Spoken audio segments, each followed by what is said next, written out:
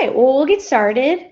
Thanks to everyone for being here tonight. I'm so excited to talk to you a little bit about more about language in the home and bridging home and school.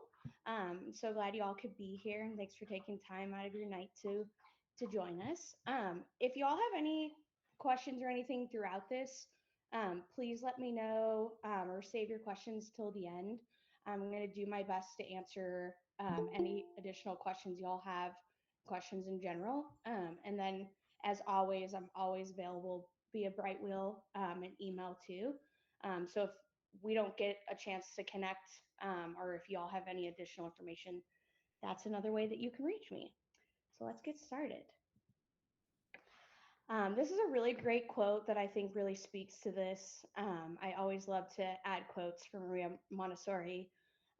We must speak clearly to the child, give him the right words, and repeat them often for him. In this way, we can stimulate the expression into language, which is being prepared. Maria Montessori. So what we're going to talk about tonight, just before we kind of dive into everything, I just wanted to kind of keep some key points in mind that you can always reference. So anytime when you're speaking to a toddler, when you give them two choices, you're going to be set up more for success than if you ask them a question. So always giving your child two choices will really help just kind of set them up for whatever the expectation is that you want. Reframing the language is huge. Sometimes it's a difference of like changing one word or two words, um, and just changing the languaging so it's a little different. So instead of asking the question, the toddler's always going to say no. So refraining that to giving the two choices or not specifically asking a question is going to be a lot easier for you in the outcome. Just be aware of your body awareness, kind of your language, your tone. So anytime that you're talking to a child, sometimes even when you're frustrated, or just in general, just kind of take a deep breath.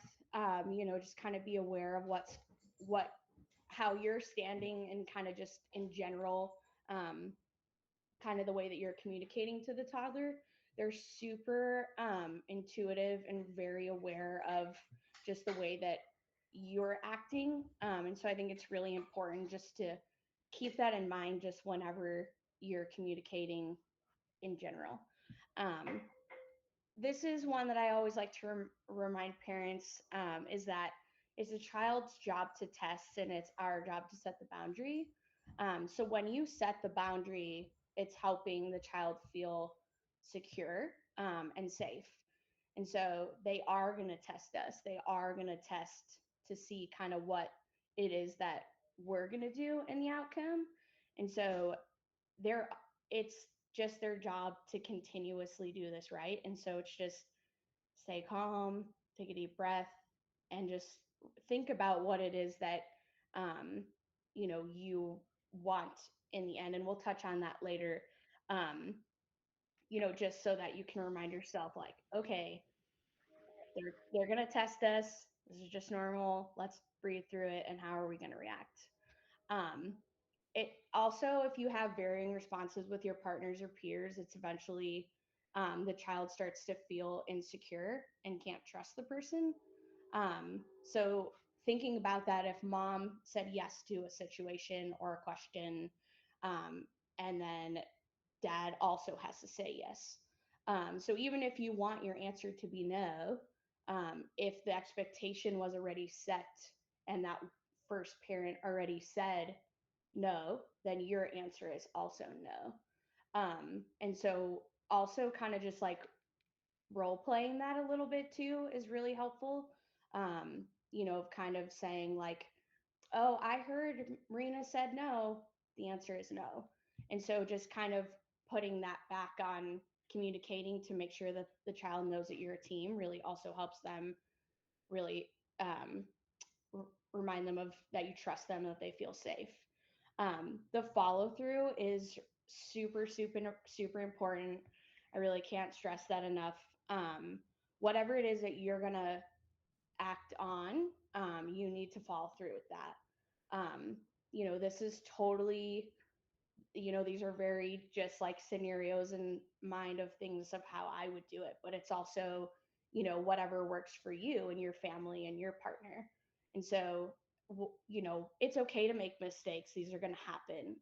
We're all human. And, the more times that you just think, okay, I said that, now I need to do it, you can also reflect and pause and think, okay, next time I'm going to do this differently. And that's totally normal. I do it too. So it's just all, a part of this process and a part of this journey. And a lot of this is just trial and error. But the follow through is so, so important. Just remember to be clear and consistent. Um, the child really wants that boundary set and really wants to understand exactly what you want them to do. And so the more that you can clearly state that and consistently do that every single time, they'll just know, okay, I know that mom's going to say no, but I might ask again to see if they're going to say yes. And that's okay. But just really stay consistent and really, um, really be clear. So, some topics that we're going to talk about tonight, um, and we're going to go through each situation individually, are language around tantrums, enforcing a behavior, if there's no more treats or it's time to leave the playground or time to leave a party, what that looks like. Language around what to do after the choice is given and the child still says no. This is also very normal, and I can walk you through that. How to manage sibling dynamics. So, when one sibling is playing and the other child is sharing or kind of fighting over the toy, what to do.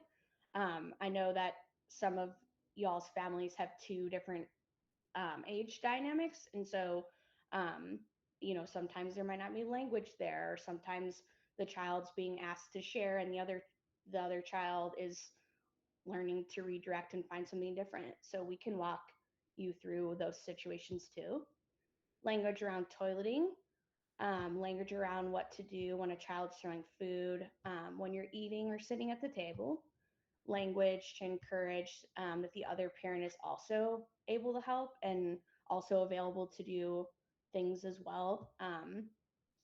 And then language to encourage putting your toys away. All right, I'm excited. All right, let's get started. So the first one is tantrums. So tantrums with toddlers, they get a really bad rep. Everyone knows this as the terrible twos. It stems for really wanting independence and not being able to, which is why we suggest giving two choices, like I talked about, to allow the child to feel a little bit more in control. Um, Tantrums definitely will happen. They're very normal. They happen in the classroom too. um, just remind yourself to stay calm, take a deep breath, and really model that too really helps. Really showing the child, like, okay, I'm here, I'm with you, I'm holding the space, and what are we going to do next? Um, so, in a toddler, their prefrontal cortex is not fully developed. So, they can't really regulate and control exactly what is happening. So, their brain physically cannot do that at this age. So just keep in mind those things too, like when there is a really big feeling or when they are throwing themselves on the floor. Like they just have to feel and experience this, and it's all part of them growing and learning to figure out what is next to come in the situation. So I really like to just assess and observe what is happening first. Um, if a child is throwing themselves on the floor, are they in a safe place?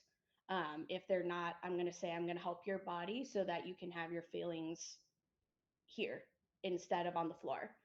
Um, so seeing what is happening first to then figure out like how am I going to step in and what it is that I'm going to do, which comes next into um, figuring out our plan. Before I figure out what my plan is going to be, I always like to remind myself that the message that I'm going to give, I only want to say it once. So it's